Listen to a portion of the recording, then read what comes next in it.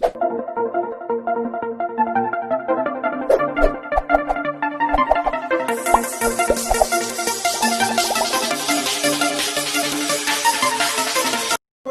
मैं सभी का स्वागत करता हूं फिजिक्स ज्ञान मुकेश नाइक चैनल पे।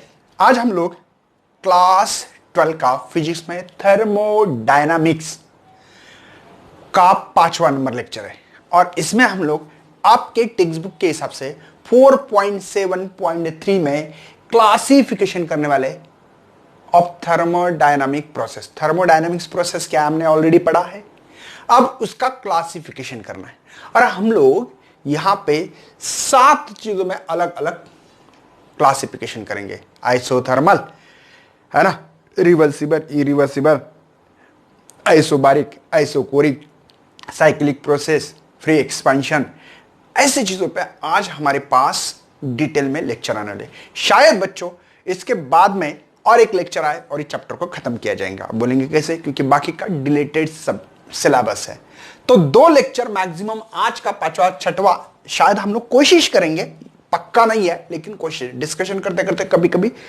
लेंथी हो जाता है, एग्जांपल दे देते लेक्चर्स। तो चलो क्लासिफिकेशन ऑफ थर्मोडायनेमिक प्रोसेस में, थर्मोडायनेमिक प्रोसेस में हम लोगों ने देखा था कुछ वेरिएबल, स्टेट ऑफ वेरिएबल के कारण यहां पे प्रेशर, वॉल्यूम, टेम्परेचर को चेंज होता है। सही है भैया, इसको चेंज करते थे हम लोग, किसी दो को कांस्टेंट, एक को वेरिएबल, इन दोनों को कांस्टेंट, इसको वेरिएबल, इन दोनों को कांस्टेंट, इसको वेरिएबल। मैंने आपको इसके लिए लॉ भी बताया था, याद होगा, बॉयस लॉ, चार्ल्स लॉ पढ़ा था हम लोगों ने, याद होगा, केटीजेन रेडिएशन। इसके पहले वाला चैप्टर जाके देखना भैया, वीडियो देखना बहुत जरूरी है, नहीं तो बच्चे सीधी बात नो बकवास सीधा यहां आ जाते हैं और फंस जाते हैं। ऐसा मत करना, है ना। तो चलो बच्चों, आज हम लोग क्लासिफिकेशन ऑफ थर्मोडायनेमिक प्रोसेस जो है उसकी तरफ हम लोग आगे बढ़ने की कोशिश करेंगे। तो ये जो प्रोसेस है बाय द 2 और मोर स्टेट वेरिएबल जो होंगे, है ना, इस प्रोसेस में जो चेंज होगा उसको थर्मोडायनामिक प्रोसेस या थर्मोडायनामिक चेंज कहेंगे। मतलब एक सीधी सिंपल सी डिफाइन जैसी चीज है, प्रोसेस बाय विच लिख सकते हैं। देखो, process by which 2 or more state variable, है ना, 2 or more of this variable, of these, है ना, वेरिएबल, जो वेरिएबल आपके वेरिएबल कैन बी चेंज, मतलब जो चेंज होता है ना, कैन बी चेंज, ठीक है, is called as thermodynamic process. इसको क्या कहना है? इज कॉल्ड एज थर्मोडायनामिक्स, ठीक है। प्रोसेस बोलो, प्रोसेस बोलो, या आपको चेंज बोलना है तो चेंज बोला, आपकी मर्जी, ठीक है। मतलब ऐसी प्रोसेस है इसमें 2 और मोर ऑफ दिस वेरिएबल, मतलब दो ही वेरिएबल हमारे पास, 3 quantity PV is equal to NRT, ideal gas equation किया था हमने, ये तो ऑलरेडी नंबर्स ऑफ मोल है, ये तो और यूनिवर्सल गैस कांस्टेंट, ठीक है। P is the pressure, V is the volume, T is the temperature. तो इन दोनों को कांस्टेंट अगर वेरिएबल किया तो इसको कांस्टेंट ऐसे करते थे हम लोग, याद होगा आप लोगों को शायद, है ना। तो इस पैरामीटर को हम लोग यहाँ पे नंबर्स ऑफ डिफरेंट वे है चेंजेस करने के लिए, तो हम लोगों ने ऑलरेडी इसके बारे में थोड़ा सा पढ़ा था। हम लोग काम करेंगे नो बात, है ना, नो बकवास ओनली, डायरेक्टली हम लोग हमारे यहाँ टॉपिक पे आने वाले हैं भैया, रिवर्सिबल एंड इरिवर्सिबल। पहला ही पॉइंट क्या है आपने इसमें, रिवर्सिबल, ठीक है, क्लासिफाई किया गया है रिवर्सिबल एंड इरिवर्सिबल, ठीक है। तो सबसे पहले रिवर्सिबल, ठीक है, और इरिवर्सिबल, और ऐसे देख सकते हैं डायरेक्टली, इरिवर्सिबल, ठीक है। इन दोनों में हम लोग अभी क्लासिफाई करने वाले हैं, ठीक है, इस प्रोसेस में। मतलब थर्मोडायनामिक प्रोसेस में सबसे पहले रिवर्सिबल इरिवर्सिबल क्या है बात करेंगे। अब क्या होता है भैया, हम हमारे जीवन में भी ऐसे एग्जांपल देखते रहते हैं कि जो इस चैप्टर के रिलेटेड हो, तो हम लोग यहां पे आपके सामने, जैसे कि एक बॉडी का टेम्परेचर है भैया, कुछ टेम्परेचर होगा, जैसे कि इसका हियर टेम्परेचर मानेंगे, शायद हम लोग इसको 100 डिग्री सेल्सियस टेम्परेचर मान रहे हैं, सिस्टम का टेम्परेचर या बॉडी का टेम्परेचर, जो मानना, ठीक है ना। दूसरी एक बॉडी भैया ए नाम की है, और दूसरी एक जो है जो बी नाम की है, जो इसका टेम्परेचर है हमारे पास करीब करीब यहाँ पे भैया, यहाँ पे 10 है, 10 डिग्री से। क्या होगा, आपको पता है कि हायर टेम्परेचर जो बॉडी होती है, ये बॉडी इस बॉडी को हीट देगी कि नहीं। और ऑब्वियसली भैया ये थर्मली इक्विलिब्रियम कंडीशन में आना चाहिए, ऑब्वियसली है। और शायद ऐसा होना भी चाहिए, सराउंडिंग में ऐसे हर चीज होती रहती है, बराबर है। तो दोबारा ये जो हॉट बॉडी है ये कोल्ड होगी, इसका मतलब इसका भी टेम्परेचर इसको दे दिया तो ये कोल्ड हो जाएगी और ये कोल्ड ही हॉट होगी। लेकिन भैया अगर दोबारा इसको हॉट करना है तो क्या यही चीज दोबारा वही टेम्परेचर करेगी, हॉट करेगी, या कोल्ड है तो कोल्ड उतनी ही हो जाएगी? क्या शायद आप लोगों को होगी या नहीं होगी, खुद को सवाल पूछना है। ऐसा तो नहीं होता भैया, बराबर है ना। थोड़ा सा कुछ ना कुछ प्रॉब्लम होता है सराउंडिंग में, क्योंकि ये जो हीट दे रहा है ये हीट इसको दे रहा है, ठीक है, बात सही है। लेकिन कुछ हीट्स ऐसे करते ये सराउंडिंग को भी हीट देगा, ठीक है। ये थर्मल इक्विलिब्रियम होगी दोनों के अंदर। एक देखो हो रहा है कितना, 55 होना चाहिए, लेकिन इसका 50 डिग्री देखा, इसका भी 50 डिग्री देखा। 10 डिग्री कहां गया टेम्परेचर भैया? ये सराउंडिंग में गया। मेरी बात समझ में आ रही है? कुछ टेम्परेचर सराउंडिंग में गया, तो ये कुछ लॉस भी होता है। कुछ हीट हमने लॉस कर दी बच्चों सराउंडिंग में, तो ये वापस नहीं आएगी, समझो, ठीक है। इसका बाद में टेम्परेचर तो कुछ ना कुछ डबल अगर हम लोग प्रोसेस करें तो इसमें 100 का 100 डिग्री सेल्सियस टेम्परेचर नहीं आएगा। शायद इसमें 98 मिलेगा, 99 मिलेगा, 99.9 मिलेगा, लेकिन एक 0.1 डिग्री सेल्सियस का हो सकता है डिफरेंस हो। भैया मतलब मैं ये कह रहा हूं कि जिस फॉरवर्ड डायरेक्शन में जो गए थे उसको रिवर्स जब लाओगे, रिवर्स, तब भैया कुछ ना कुछ प्रॉब्लम आएगी, श्योर आएगी, मुझे गारंटी है, आपको भी होना चाहिए, है ना। तो ये प्रोसेस होगी आपकी इरिवर्सिबल प्रोसेस। क्या हो गया भैया? Irreversible process. मेरी बात को समझ में आ रहा है? कुछ खोपड़ी में जा रहा है तो थोड़ा सा स्टैंडर्ड लैंग्वेज में बता दो हम लोगों को, जो हम लोगों को मतलब ऐसी प्रोसेस है ना। द प्रोसेस, देखो ऐसे लिखो, the process do not restored.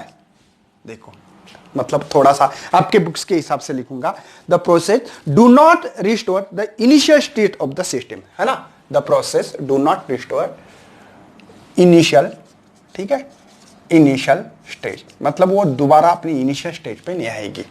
मतलब जैसे मैंने कहा था 100 डिग्री सेल्सियस टेम्परेचर है आपका, उस पे नहीं आएगी, ये बता रहा हूं, है ना। The initial state of system, बोलो initial, the initial state of system, वो दोबारा अपने इनिशियल रिस्टोर नहीं होगा। मतलब 100 डिग्री सेल्सियस टेम्परेचर था, मैंने दे दिया इस बॉडी पे, बाद में हो गया इक्विलिब्रियम, थर्मली इक्विलिब्रियम हो गया। बाद में मैंने सोचा, क्या सोचा कि इस बॉडी को वही टेम्परेचर पे लेके आओ।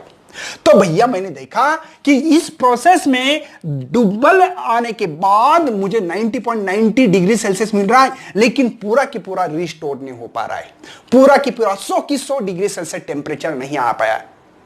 इससे भी अच्छा एग्जांपल दे दूं, जैसे कि हम लोग पंचरिंग होती, गाड़ी गड्डी होती है तो हवा जाती है अंदर आती है भैया। अरे गड्डी की जो टायर पंचर होती है, जुप हवा जाती है ना।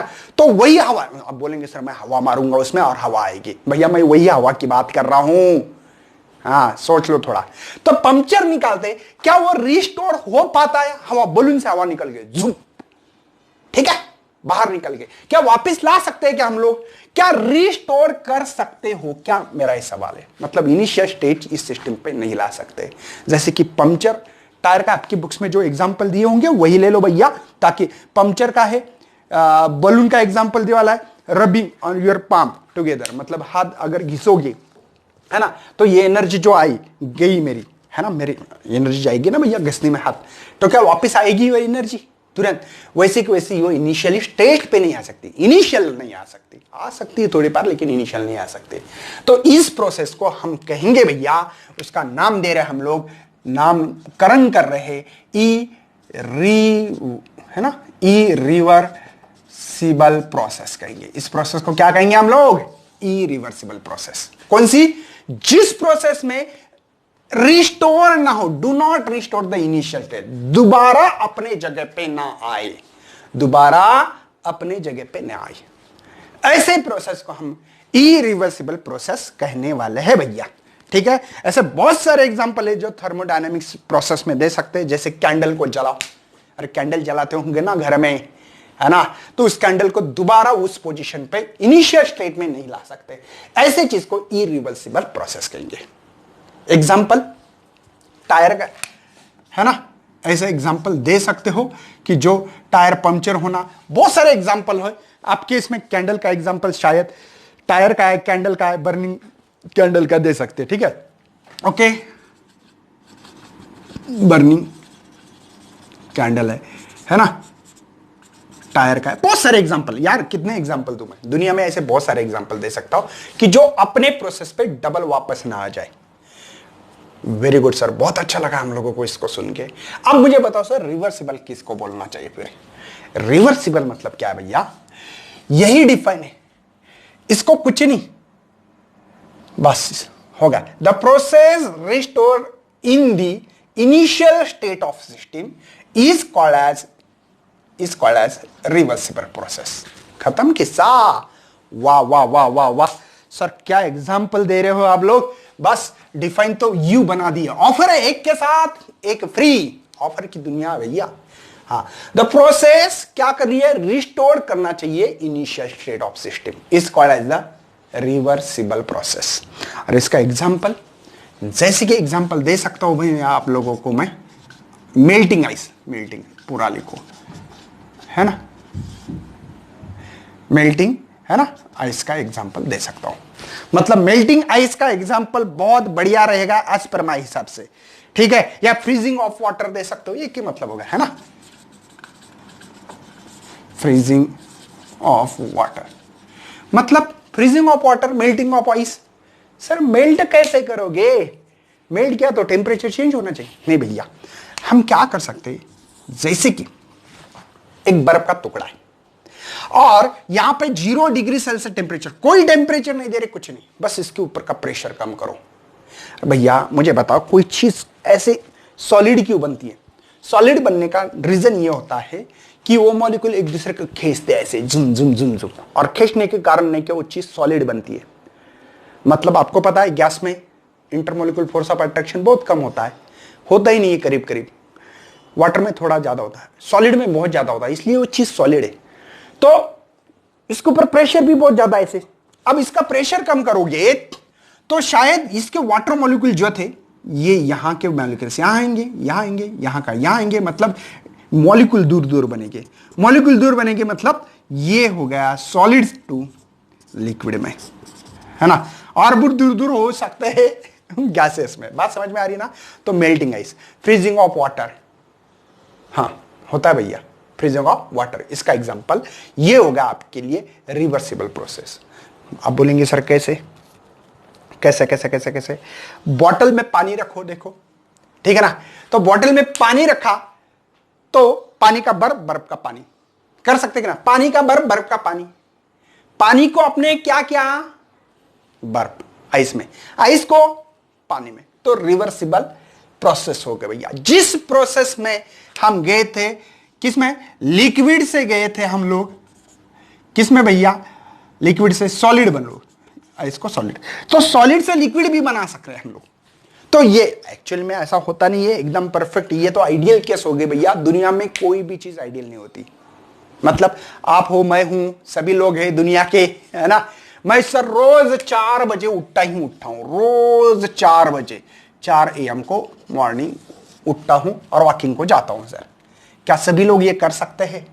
ठीक है, लेकिन गलती, आप भी बीमार हो सकते हैं, कुछ कभी बारिश आ सकती है, कुछ प्रॉब्लम हो सकता है, कभी कभी नींद नहीं आती रात को, जल्दी हो सकता है ना कभी कभी। ऐसा नहीं है कि 365 दिन बिल्कुल सर यही टाइम पे उठता हूं और मैं वॉकिंग को जाता हूं, नहीं, ऐसे नहीं होता है। ऐसे ये आइडियल प्रोसेस बोलना इजी लगता है, लेकिन होता नहीं है। तो क्यों नहीं होता, क्या नहीं है, बात करेंगे हम लोग। पहले समझ लो कि इसके एग्जाम्पल देखो, ये द प्रोसेस में जिसमें रिस्टोर हो इनिशियल स्टेट, इनिशियल स्टेट पे दोबारा आ जाए। पानी का बर्फ कर दिया तो बर्फ का डबल पानी होना चाहिए, समझे? तो ये हो गई रिवर्सिबल प्रोसेस। जिस प्रोसेस में मतलब अगर ग्राफ में बता दूं आप लोगों को, जिस देखो ये ए इनिशियल पॉइंट है, बी, हम लोग ग्राफ निकाल के देंगे, जिस देखो जा रहे थे ऐसे, वापस आते वक्त बी से ए भी आए तो वही पाथ फॉलो होना चाहिए, तब हम लोग इसको रिवर्सिबल प्रोसेस कह सकते हैं। चलो सर ग्राफ के दौरान बता दो, ग्राफ आपके बुक्स में तो है तैयार, तो बता दो लेकिन पूरी तरह से। चलो मैं बता रहा हूं आप लोगों को वही ग्राफ जिसके बारे में मैं बात कर रहा हूं। आप देखो कि यहां पे हम लोगों ने लिया था समझो एक कोई तो पिस्टन ले लूं क्या? अच्छा ये देखो ये ले लिए, ठीक है, ये पिस्टन है, ये इनिशियल प्रेशर है भैया, ठीक है, इनिशियल प्रेशर पी आई और इनिशियल वैल्यू वी है। आपके बुक्स में V1 V2 लिखा है क्या? नहीं, वही लिखा है। चलो उसके बाद में मैंने क्या किया, कुछ वर्क किया भैया, और वर्क करने के कारण इस पिस्टन्स को थोड़ा सा ऊपर ला लिया। देख रहा होगा ना यहाँ पे, देखो यहाँ पे, तो यहाँ पे फाइनल और यहाँ पे वॉल्यूम भी फाइनल। यहाँ पे प्रेशर कम हो रहा है, वॉल्यूम बढ़ रहा है, सही है ना? यही मैंने क्या बोला था, सिस्टम बाय कर रहा है यहाँ पे वर्कर्स, है ना, work done by system, sorry work done by system कहा था, याद है ना आप लोगों को? उसी का ग्राफ निकालना है। भूल गए सर कहां था ग्राफ? अरे लेक्चर देखो भैया इसके पहले, तो फायदा होगा, नहीं तो कुछ नहीं है। मतलब मैं ये बता रहा हूं आप लोगों को ये ग्राफ निकालना है, जूम, ठीक है। इनिशियली तब मैंने देखा कि इनिशियली इसका वॉल्यूम कम था, देखो ये पिस्टन दबे वाला प्रेशर ज्यादा है, देखो ना इधर यहां से 0 1 2 3 4 5 6 7 प्रेशर बढ़ रहा है। तो मैंने देखा यहाँ पे कहीं यहाँ की कंडीशन को, तो इनिशियली वॉल्यूम था, इनिशियल कम वॉल्यूम, देखो ना यहाँ पे कम वॉल्यूम। मैंने देखा इस पिस्टन्स को वर्क हो रहा है, पिस्टन्स क्या कर रहा है, मतलब कुछ ऐसे शिफ्ट हो रहा है, मतलब वर्क हो रहा है, और इसके कारण वॉल्यूम क्या हो रहा है, बढ़ रहा है। लेकिन प्रेशर कम हो रहा है ना, उस मॉलिक्यूल के ऊपर जो प्रेशर है वो कम हो रहा है। तो कम होते होते होते एक फाइनली यहां मान रहे हम लोग प्रेशर, ये तो ये मान रहे हैं यहां कहीं, ये फाइनली। तो इसका जो ग्राफ है भैया ऐसा मिला था, याद है आप लोगों को? मतलब ऐसा देखो, मैंने ए से बी आ रहा हूं, ए से बी मतलब ये मिल रहा है। शायद आपको समझ में आ रहा है मैं क्या बता रहा हूं, समझ में आ रहा है? तब भैया टेम्परेचर कांस्टेंट है। टेम्परेचर कैसा है यहाँ पे, आइसोथर्मली कंडीशन है, क्योंकि हम लोगों ने पी और वी को वेरिएबल रखा, तो टी को हम लोगों को कांस्टेंट मानना पड़ेगा ना, और ये कंडीशन मैंने ली है आपकी। अच्छी बात है सर, ये होगा आपकी फॉरवर्ड डायरेक्शन। अब रिवर्स करो, मतलब अगर मैं इस पिस्टन को नीचे दबा के ये कंडीशन बना दूं, तब भैया तब अब देखो, अब आपका पहले वॉल्यूम ज्यादा है, हाँ सर वॉल्यूम देखो ना इधर 1 2 3 यहाँ पे, या 10 या 5 10 15 20 25 वॉल्यूम ज्यादा है, प्रेशर कम है, तब हाँ इस मॉलिक्यूल पे प्रेशर कम होगा। अब मैं पिस्टन को दबा रहा हूं, मतलब वर्क ऑन द सिस्टम कर रहा हूं, वर्क ऑन द सिस्टम कर रहा हूं, मतलब वर्क कर रहा हूं सिस्टम के ऊपर। तब मैंने देखा, समझो ठीक है, हम लोग आइडियल कंडीशन मान रहे हैं, ऐसा होता नहीं है दुनिया में, मान लो।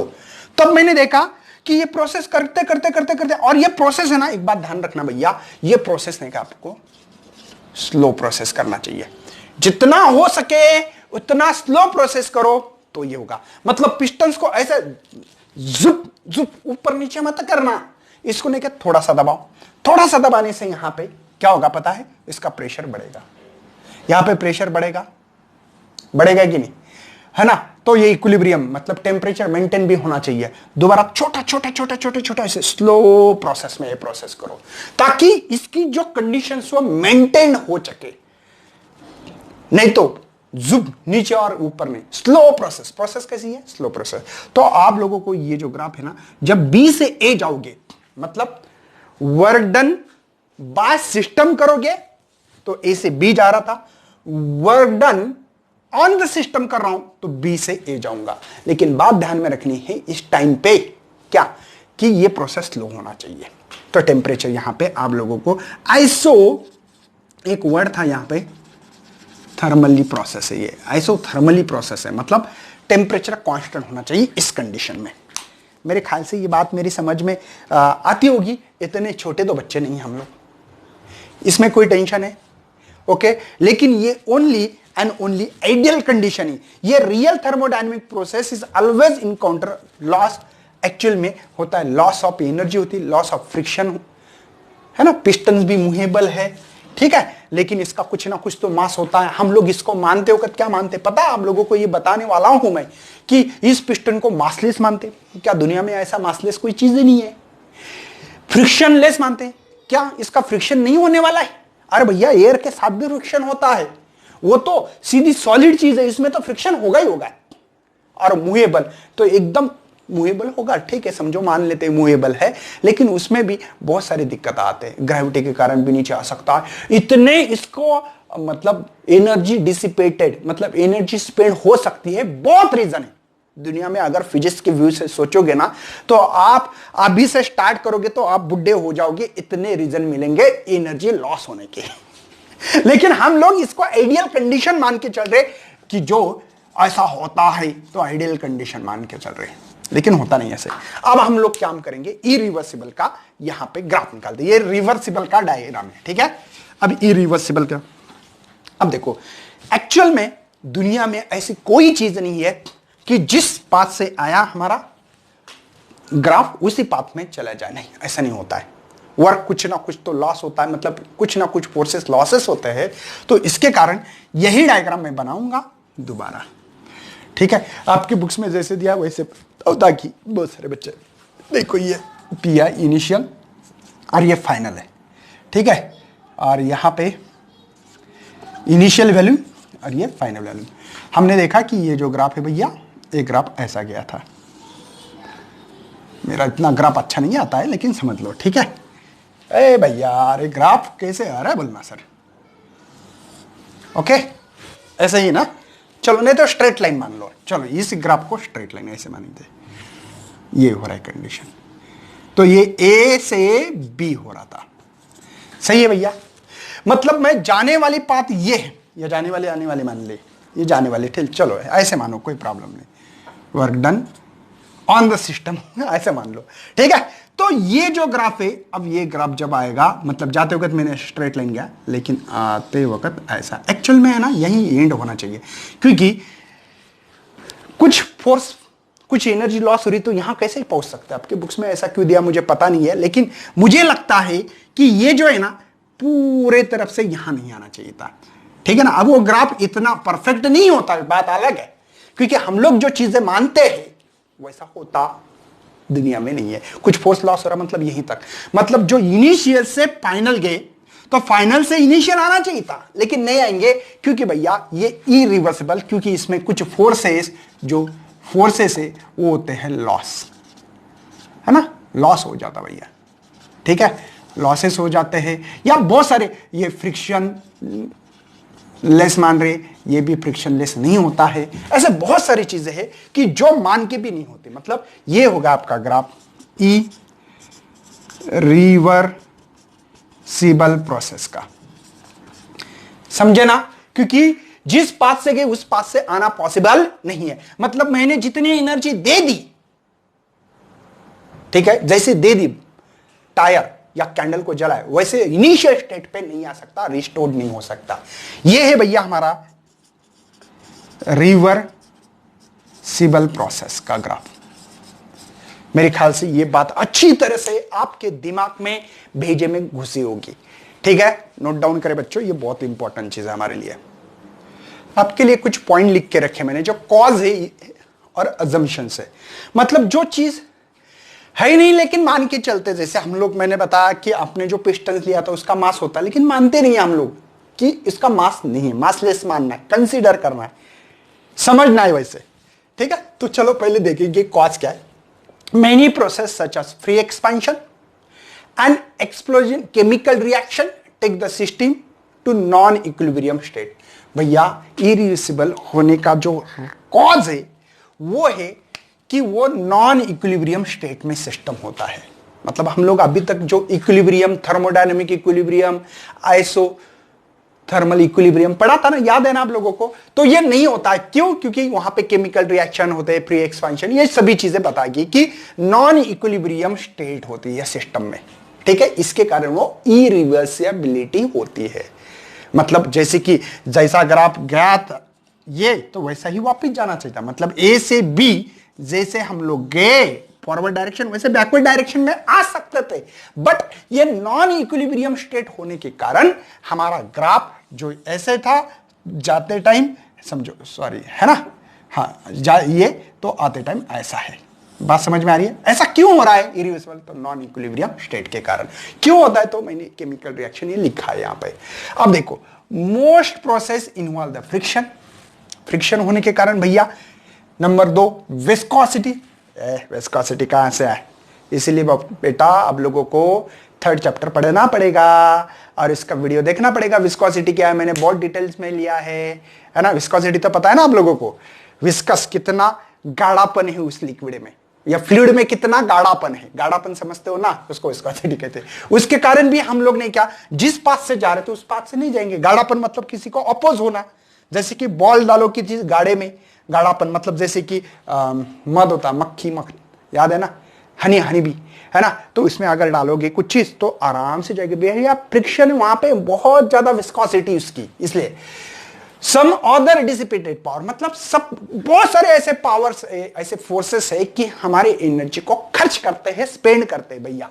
तो इसलिए हम लोग जिस पास से जा रहे हैं उस पास से वापस नहीं आ सकते। इसका रीजन है कि ये इरिवर्सिबिलिटी का ग्राफ मिला था हम लोगों को। क्या रीजन समझ में आया? Non equilibrium state main thermodynamic process में। उसके बाद में मोस्ट प्रोसेस इन्वॉल्व होते, फ्रिक्शन होता है इसमें। जैसे कि हम लोग हमेशा सिलेंडर ले रहे, उसमें क्या ले रहे थे, क्या नाम इसका बोल गए, पिस्टन। तो यहां पे मान रहे थे कि फ्रिक्शन नहीं हो रहा, ये 2 सॉलिड का हो रहा भैया। विस्कोसिटी हो सकती है या सम कुछ फोर्सेस जो हमारे लॉसेस होते हैं, समझे। हम अजम्पशन देखेंगे कि मानना है, ये नहीं है लेकिन मानना है, ठीक है। देखो, मेजॉरिटी ऑफ थर्मोडायनेमिक प्रोसेस और reversible, maximum to maximum reversibility होती है, रिवर्सिबिलिटी होती है, मानना है, नहीं होती लेकिन तो भी मानना है।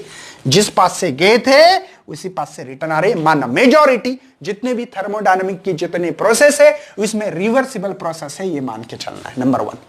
दूसरी, they are quasistatic in nature, nature में ये क्वाजिस्टेटिक क्या है मैंने बताया था आपको, मानना पड़ेगा। दे आर एक्सट्रीमली स्लो, ये स्लो प्रोसेस करना पड़ेगी भैया। अगर फास्ट करोगे तो नहीं होगा, सबसे जितना हो सके उतना स्लो करो। स्लो करने से हम लोगों को इसके ऊपर इफेक्ट नहीं होगा, इरिवर्सिबिलिटी नहीं मिलेगी, ठीक है। Next, system undergo the infinite changes very क्या they at every stage expect the adiabatic process. Adiabatic process क्या मैं पढ़ाऊंगा, टेंशन मत लेना, ना हीट देना ना लेना। मतलब हम लोग यहाँ पे del Q is equal to 0 ऐसा कुछ लिखने वाले, बाद में बताऊंगा ना मैं आप लोगों को। देखो, the system is the thermodynamics equilibrium during all changes, मतलब हम लोग मान के चलेंगे thermodynamic equilibrium during the all changes होने लगे, ठीक है। नेक्स्ट, ये इंपॉर्टेंट बात समझ में, मेजॉरिटी रिवर्सिबल मानना है, ठीक है। स्लो प्रोसेस, ये बहुत इंपॉर्टेंट 2 चीजें हैं, बाकी की चीजें समझ लो आप, ठीक है। नेक्स्ट देखना है हम लोगों को, देखो, the system involve in all the process and ideal gas enclose the cylinder having the movable, जो बताया रहा ये मूवेबल है, ऐसे मानेंगे हम लोग इस पिस्टन को, बहुत मूवेबल मतलब बहुत सॉफ्ट है। फ्रिक्शनलेस है, यहां पे कोई फ्रिक्शन नहीं हो रहा है, ऐसे मान के चलते, होता है फ्रिक्शन हाँ, लेकिन मान के चलना है। उसके बाद में ये जो पिस्टन आपका है मासलेस है, कोई मास नहीं दुनिया में ऐसे हमारे बालों का भी मास होता है भैया, अरे एयर मॉलिक्यूल्स का भी मास होता है, अरे इलेक्ट्रॉन का भी मास हम लोग गिनते हैं ना, कितना पता है आपको, 9.1 इंटू 10⁻³ kg, इतना छोटा मास है 10⁻³ मतलब 0.0009 समझे। तो इतना छोटा है भैया, लेकिन मान के चलना है कि ये मूवेबल है, पिस्टन्स मासलेस है, ठीक है ना, फ्रिक्शनलेस है मानना। और सबसे मेन आइडियल गैस इक्वेशन जो है ये एप्लीकेबल ऑल सिस्टम, मतलब थर्मोडायनामिक सिस्टम में हमारा आइडियल गैस इक्वेशन जो है PV is equal to NRT, ये एप्लीकेबल है। भले वो है नहीं है बात अलग है, मान के चल रहे कि ये एप्लीकेबल है बोल के। मैंने इसके पहले पढ़ाया आप लोगों को, बता दिया था केटीजी एंड रेडिएशन में कैसे इक्वेशन तैयार किया जाता है, ठीक है। उसके बाद में हम लोग आइसोथर्मल क्या चीज है पढ़ने वाले, नोट डाउन करें भैया इसको जल्दी से। में बात करने वाले आइसोथर्मल प्रोसेस, आइसो ठीक है, एक वर्ड भैया। आइसो का मतलब होता है सेम, सेम जब बोलते हैं तब आइसो इस्तेमाल करें। बाद में है थर्मल, थर्मल मतलब भैया टेम्परेचर, मतलब इसमें जो टेम्परेचर होगा वो हमारा सेम होगा, या हम लोग del T is equal to 0 भी बोल सकते हैं। मतलब जो चेंज है टेम्परेचर का, चेंज टेम्परेचर जो होगा हमारे पास वो 0 होगा, चेंज नहीं होगा। मतलब जितना इनिशियल टेम्परेचर होगा उतना ही टेम्परेचर फाइनल होगा बाद में प्रोसेस करने के बाद, क्योंकि एक पैरामीटर भैया, ये तो थर्मोडायनेमिक जो प्रोसेस है इसमें जो पैरामीटर जो चेंज हो रहा है हमारे कौन कौन से हो रहे, पता है, टेम्परेचर, वॉल्यूम, प्रेशर हो रहा है कि नहीं। तो इसमें हम लोगों ने देखा था कि ये 3 क्वांटिटी दी, जैसे कि PV is equal to NRT। ये क्यों इस्तेमाल करते हैं, क्योंकि भैया हमने अजम्पशन में पढ़ा है कि आप लोगों को जब भी थर्मोडायनेमिक प्रोसेस लगानी है तब आप लोगों को एक तो मेजॉरिटी रिवर्सिबल समझना है, आइडियल गैस को लागू करना है, हमेशा एप्लीकेबल है, आइडियल गैस इक्वेशन है, आइडियल मतलब लागू कर सकते हैं, एप्लीकेबल कर सकते हैं ऐसे बोलो, या जो पिस्टन इस्तेमाल कर रहे हैं उसका फ्रिक्शनलेस है, मासलेस है, मुहेबल है, याद आ रहा है कुछ, ऐसे हम लोगों ने पहले अजम्पशन दी है। तो इस अजम्पशन के हिसाब से अगर ये इक्वेशंस पकड़ा जाए तो ये तो भैया नंबर्स ऑफ मोल है, ये तो यूनिवर्सल गैस कांस्टेंट, फिर PVT, तो ये 2 वेरिएबल है तो ये कांस्टेंट, या P और V ये 2 वेरिएबल है तो T कांस्टेंट, या P और T है तो V कांस्टेंट है भैया, या P और V नहीं T और V हो तो P कांस्टेंट है। मैंने आप लोगों को ये बताया था, तो इसीलिए तो मैंने यहां पे सेंटेंस लिखा है क्या, कि ये जो प्रोसेस है इन द चेंज हो, अगर हमारा क्या हो रहा है यहां पे, प्रेशर चेंज हो रहा है, देखो क्या हो रहा है यहां पे, प्रेशर और वॉल्यूम चेंज हो जाए तो हमारा टेम्परेचर कैसे होना चाहिए, यहां पे कांस्टेंट होना चाहिए, या हम लोग ये बोल सकते हैं change in temperature is equal to 0। मतलब यहां पे टेम्परेचर जो होगा हमारा चेंज नहीं होने वाला है, फिक्स होने वाला है, कांस्टेंट होने वाला है। ये बात समझ में आना बहुत बहुत जरूरी है भैया, ठीक है। यहां पे गुड थर्मल बोल के गुड थर्मल कांटेक्ट में होना चाहिए, और यहां पे जो हीट है आपकी, जो थर्मल हीट है, जो हमारी थर्मल हीट हम देंगे, कैसे देंगे तो बात करने वाले हैं, जो थर्मोडायनामिक आइसोथर्मल प्रोसेस में बात करेंगे, एग्जांपल देंगे और कुछ इक्वेशंस को। और एक मेन बात ध्यान रखना भैया, इसमें हम लोगों ना कोई भी प्रोसेस हो, फिर ऐसे प्रोसेस पढ़ने वाले जैसे आइसो प्रोसेस, देखो आइसोथर्मल प्रोसेस है, एडियाबैटिक प्रोसेस है, आइसोकोरिक, आइसोबारिक, साइक्लिक प्रोसेस है, ऐसे कुछ प्रोसेसेस है।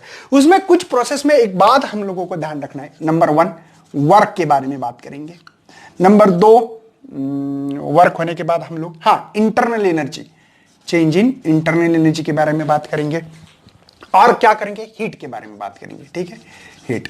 अब लोगों को याद होगा मैंने एक इक्वेशन लिख दिया था, याद आ रहा है कुछ, याद आ रहा है भैया, बस जो लोगों को इस इक्वेशन को क्या बोलते हैं, फर्स्ट थर्मोडायनामिक्स का लॉ है। इसमें इन 3 क्वांटिटी के बारे में बात करो, चलो खत्म किस्सा, हीट के बारे में करो, इंटरनल एनर्जी करो, वर्क करो, इस खत्म भैया, हमारा सब्जेक्ट खत्म हो गया, बस इन तीनों के लिए बात करेंगे। चलो तो बात करना मैं स्टार्ट कर देता हूं।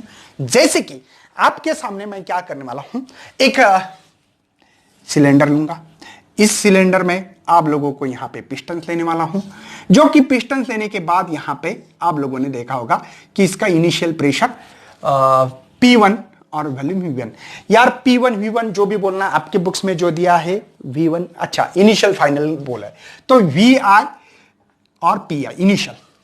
अब मैं क्या करूंगा, इसको करूंगा हीट। एक तो ये हीट अंदर ले सकता है और बाहर भी छोड़ सकता है, ठीक है।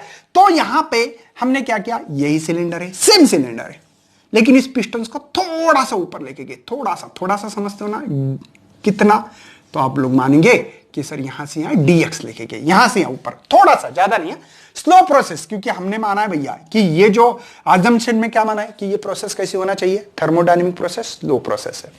तो हमने क्या किया, इसको हीट दी। हीट देने के कारण हम लोगों को क्या करना है, इसमें टेम्परेचर को कांस्टेंट रखना है, चेंज नहीं होने देना है। मैंने बोला यार क्या करे, टेम्परेचर तो मेंटेन रखना है मुझे। मैंने बोला मैं जो हीट दे रहा हूं ना, इसको जी हीट देने के कारण इसका जो पैरामीटर चेंज होना चाहिए। तो पैरामीटर चेंज क्या हो रहा है, इसका प्रेशर चेंज हो रहा है, और प्रेशर भी बहुत कम चेंज हो रहा है, बहुत कम। इसका वॉल्यूम चेंज कर रहे हैं हम लोग, जो कि इसके वॉल्यूम को VF माना है, और प्रेशर को भी VF बोल सकते हैं, ठीक है, बोल सकते हैं। प्रेशर भी चेंज हो रहा है, वॉल्यूम चेंज हो रहा है, लेकिन प्रेशर बहुत कम चेंज हो रहा है। अब मैंने क्या किया था, उसको इस बर्नर से उसको थोड़ी सी हीट दे दी, हीट देने से उसका टेम्परेचर बढ़ने का चांस था, टेम्परेचर बढ़ सकता है भैया, क्योंकि हम लोग लिखते हैं ideal gas equation PV is equal to NRT। सही है भैया। तो मैंने बोला यार काम करते हैं कि T इज इक्वल टू रख सकता हूं PV NR। मतलब भैया इसका प्रोडक्ट ऐसा भले वेरिएबल हो लेकिन टेम्परेचर से मिलना चाहिए। मतलब आप लोग क्या करो, वॉल्यूम को कम करो, प्रेशर को बढ़ाओ, या प्रेशर को बढ़ाओ, वॉल्यूम को कम करो, इनका प्रोडक्ट जितना इनिशियल था उतना ही फाइनल होना चाहिए, क्योंकि टेम्परेचर को कांस्टेंट रखना है ना। इसका प्रोडक्ट जैसे कि मैंने बोला, चलो पहले प्रेशर 10 रखा है, बाद में वॉल्यूम अपने 5 रखा है, ये PA VA, ठीक है। टेम्परेचर हम लोगों को कुछ भी करके इससे 50 मिलना चाहिए, ये तो कांस्टेंट है समझो, ठीक है ना। बाद में मैंने बोला एक काम करो, अब प्रेशर को, वॉल्यूम को, प्रेशर को 5 करो, इसको 10 करो, कुछ भी करो, 50 डिग्री बोलो, डिग्री सेल्सियस मिलना चाहिए। मतलब टेम्परेचर चेंज हो रहा है क्या? नहीं, हम लोग क्या चेंज कर रहे हैं, प्रेशर या वॉल्यूम को चेंज कर रहे हैं। ऐसा भी हो सकता है क्या? हाँ, मैंने बोला सिंपल काम करते हैं, इसको हीट दे रहे, हीट देने से हमारा पिस्टन ऊपर जाएगा। पिस्टन ऊपर जाना मतलब वर्क डन बाय, मतलब यहां पे वर्क डन बाय सिस्टम हो रहा है, वर्क डन बाय सिस्टम के द्वारा हो रहा है, इसलिए ये वर्क पॉजिटिव, नंबर 1। नंबर 2, हमारा टेम्परेचर कांस्टेंट नहीं, भले हमारा देखो इनिशियल पहले था, प्रेशर इतना ज्यादा था, इसमें वॉल्यूम बहुत कम था, मैंने हीट दे दी, हीट देने से इसका प्रेशर क्या होगा, इस गैस मॉलिक्यूल के अंदर भैया, छोटे छोटे गैस मॉलिक्यूल से, इस गैस मॉलिक्यूल के कारण इसका प्रेशर बढ़ेगा कम होगा, वॉल्यूम बढ़ेगा। देखो प्रेशर कम हो रहा, पहले 10 था, अब 5 हो गया, लेकिन वॉल्यूम हमारा, ये फाइनल वॉल्यूम देखो यहां पे बढ़ गया, और ये प्रेशर फाइनल कम हो रहा है। बात समझ में आ रही है? इसमें टेम्परेचर कुछ चेंज हो रहा है क्या? नहीं हो रहा।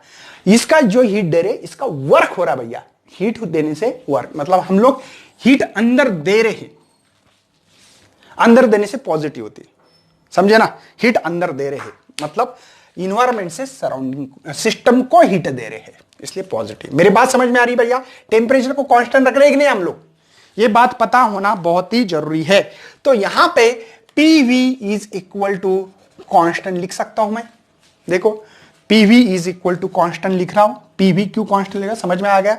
यहां पे हम लोग इनिशियली जितना ही प्रेशर है, ये इनिशियल वैल्यू में, उतना फाइनली भी है, pressure of final is multiply volume of, तो ये कांस्टेंट हो रहा है कि नहीं। देखो इनका दोनों का इनिशियली ये था 50, इसका फाइनली देखा वही है, मतलब ये कांस्टेंट है। ये कौन है? कांस्टेंट है भैया। PV is equal to NRT, ये कांस्टेंट, टेम्परेचर कांस्टेंट है ना। देखो एक्चुअल में PV is equal to NR del T, यहां पे टेम्परेचर कुछ चेंज हो रहा है क्या? नहीं।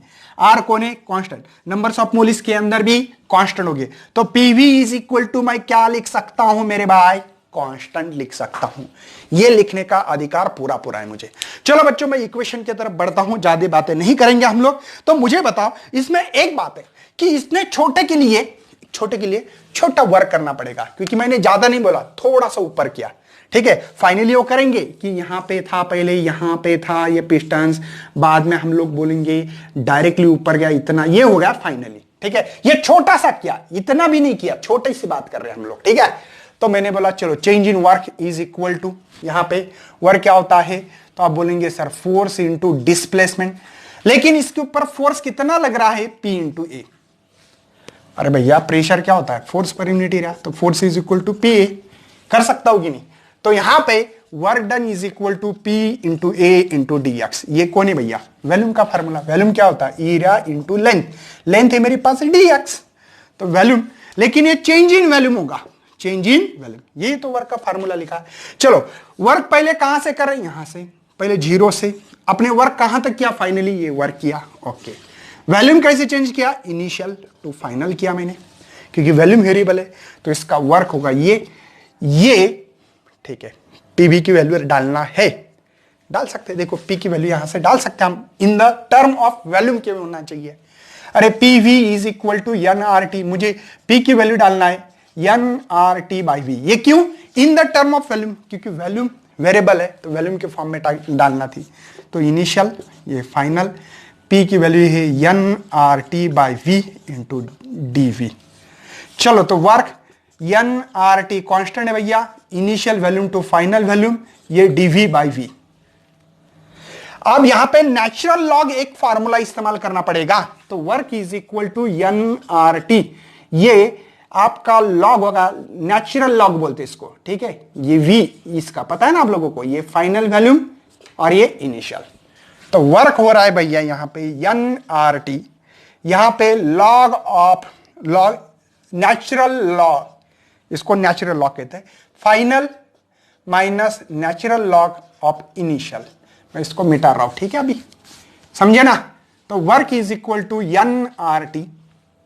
और ये लॉग कब होता है भैया, लॉग A बाई बी रहा तो आप log of A minus log of B लिख सकते हो। मतलब यहां पे log of N is equal to VF by VI, समझे ना।